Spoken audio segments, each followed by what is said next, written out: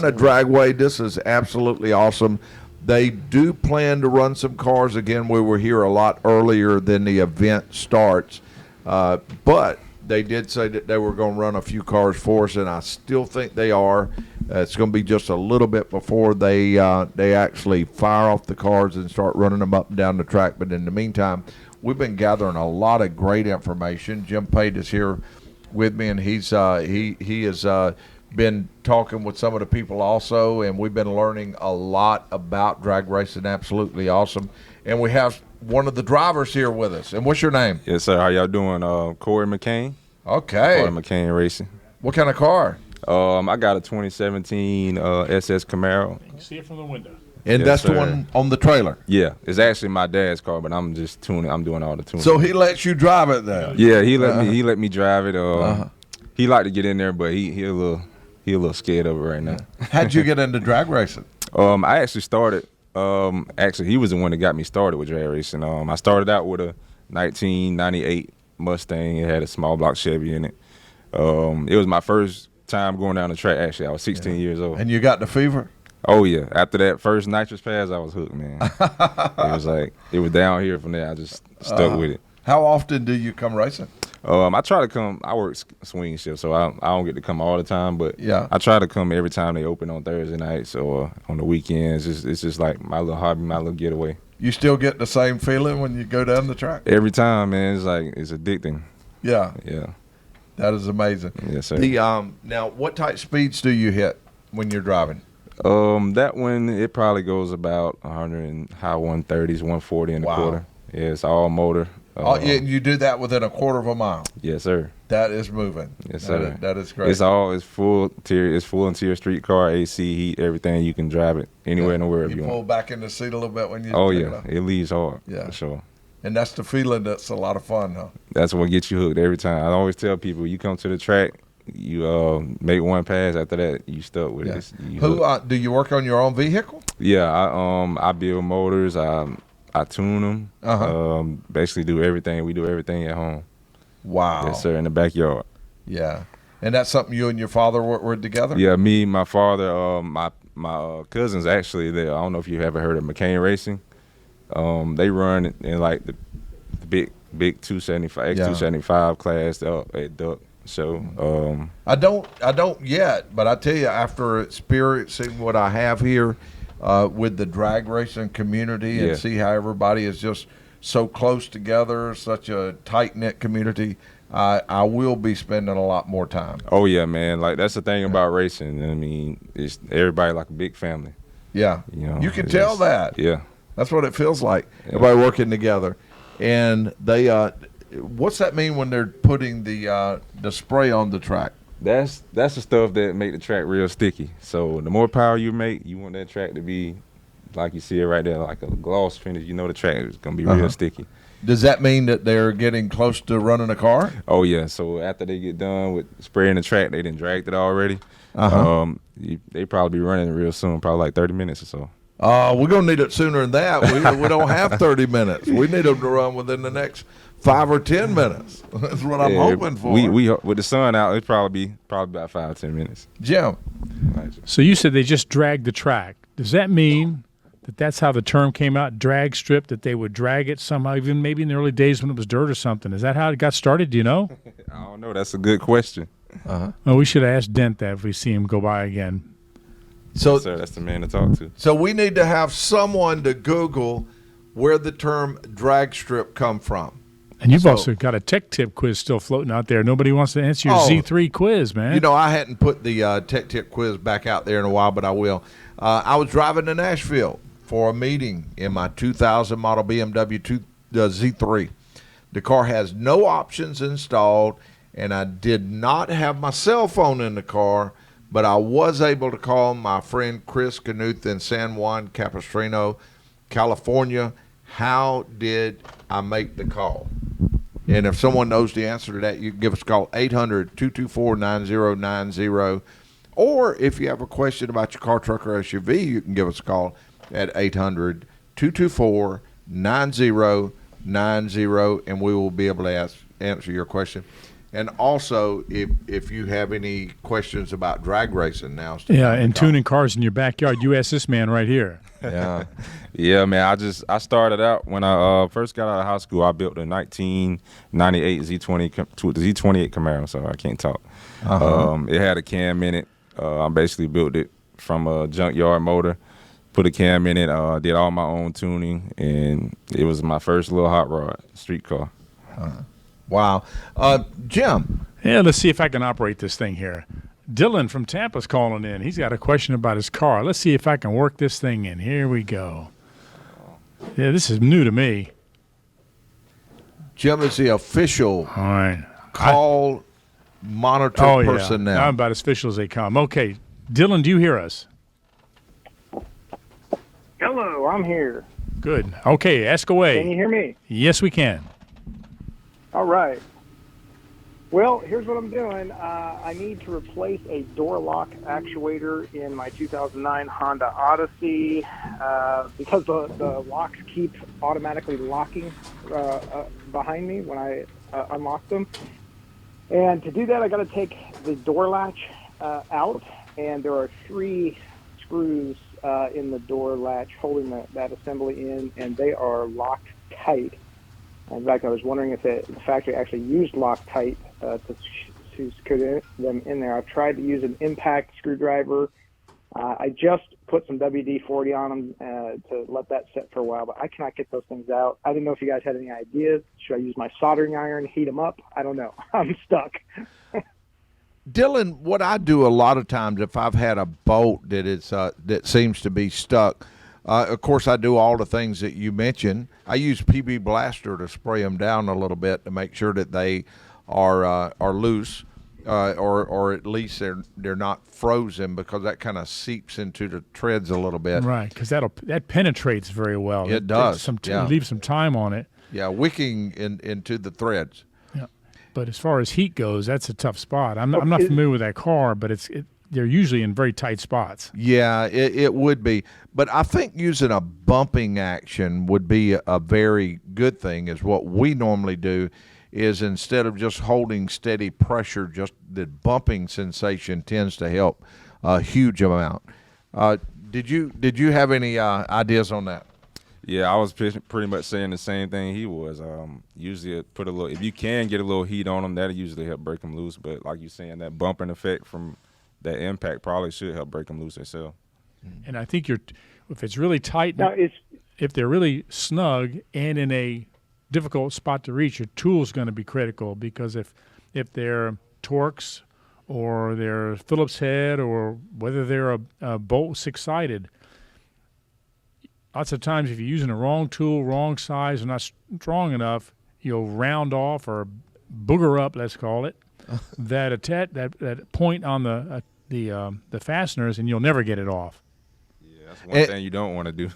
Yeah, and one last thing that I do is I like to bump them. Just take a hammer, if you can get to it where it's at, but just kind of bump it on the sides, bump it in the front, and every area that you can around it. Anything that you can do to add some vibration to that will help. And then go ahead and, before you ever even get started good, go get you some Band-Aids. Yep. Because when you're working tight like that and you're trying to move something, you're probably going to bust a knuckle or two. And there's also resources out there. For example, I know that some of your parts distributors like O'Reilly Auto Parts will have how-to videos, and although they may be generic, they might be giving you some tips you haven't seen, and if that doesn't work, you can type in your model, your make, your year, and the job you're doing, and you might have somebody who's going to show you a tip or a trick that hadn't come to your thought process right away and give you a little heads up and speed you along. Yeah, you're right, man. Now, is that PB Blaster, is that better? Is that PB Blaster better than WD-40? Does it do something different than WD-40 does? Yeah, it's a lot better than WD-40. It's like it's got some kind of it's some kind of thing that's inside of it. It actually penetrates the threads. I don't know exactly how it works, but I always had good luck using PB Blaster over WD-40 anytime I had problems with a bolt being stuck like that. Yeah. Yeah, Dylan, we had an experiment at the shop one time. We put a bolt in some of it, and we watched it creep up the threads. But those are all great questions, and good luck. And would you update us next week on how it went? We'll do it. Thanks, guys. Hey, thank you. Good day. And we'll be right back after these messages. See, Auto Show, very exciting. We are at the Coffee and Cars event, which has not actually started yet, but we are at Carolina Dragway doing the pre-show, and they have actually agreed to run some of the vehicles down the track just for the CNC Auto Show, even though it's going to be a longer period of time before the Coffee and Cars event actually starts. And I am watching a absolutely beautiful Camaro. Yep, belongs to Richard Ingram, and he is pulling that vehicle up on the track. Yeah, they put the sticky stuff on there, as it's called. Yeah. Oh, look at this. Look at this. This is absolutely beautiful. All right. Oh, did you That's see just that? to get started. Yeah, that's just to get started. Get the tires nice and sticky so they'll be ready to go. And he is lining up on the track, getting ready.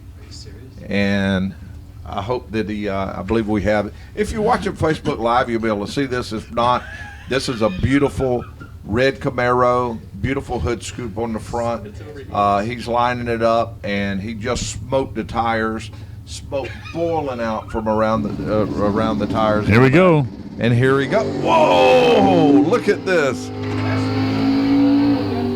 Oh, beautiful run by Richard Ingram.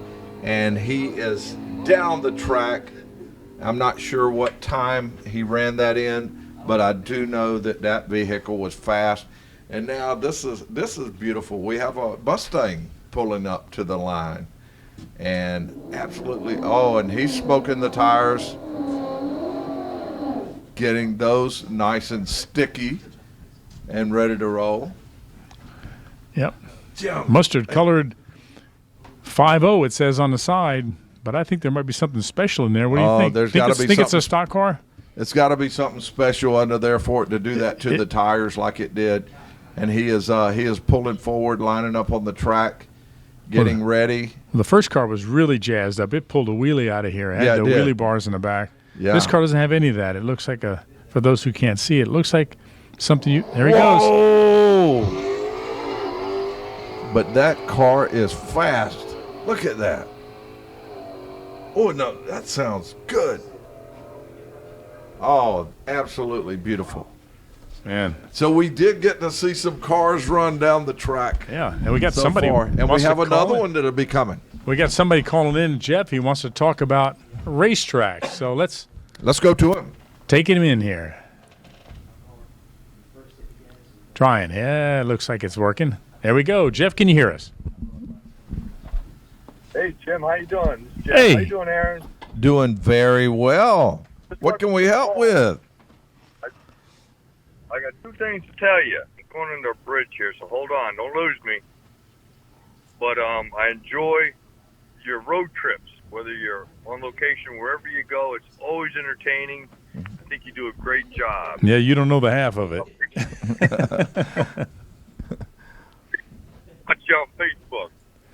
I'm sure it takes a lot to get it going. Well, we have a good time, and one of the things that we like to do is sometimes people may be busy that day or doing something and not able to attend some type of event, but we try to bring it to you. Well, because- and it's got a production team here that figured out how to dance on top of a flagpole. Essentially, there's a lot of stuff it takes to get this signal out, and it's we got the easy part. Yeah, we do.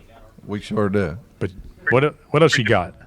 But you guys were at the racetrack today, and I just want to say, I think Mr. T made a good point. Great fit on racetrack to turn out okay. I kind of did that with my son, and I think he turned out okay from what I can tell. We really enjoyed racing on the track. When he got his license, I took him down there and said, if you're going to go fast on the track. He had a fun bullet that had nitrous and street slicks. Daily driver, man, we had a lot of fun making it fast on the track. And it's really I want to say it's good. And it's a lot of fun when nothing breaks. Yeah, it's expensive, but we never got it under 10 seconds. We had to put a bolt cage in or anything, but we had a lot of fun. A lot of his friends were good guys, and it was just a lot of fun. So I congratulate you guys for taking us out to the track today. I've enjoyed watching all of it, and I'll let you go. I know you're running out of time. Hey, Jeff, thank you. And thank you for the call. Hey, you guys take care. Bye-bye. You too. All right. Bye-bye. See you later. Great call. Another person that loves racing, and we have Richard Ingram down there at his car, and he's doing something under the hood. I think he's tweaking it for another run. And Jim mentioned that we have another call coming in. Yeah, I'm ready. Billy thinks he's got that tech quiz answer. Oh, he does. Okay. Hey, Billy. Bringing him around. Ushering him in. All right, Billy, ready to go. Hey, Billy, let me read that question again. BMW. Yeah, let me read the question, though, to make sure that everybody's on the same page here. I was driving to Nashville for a meeting in a BMW Z3. The car has no options installed. This is like a 2,000 model.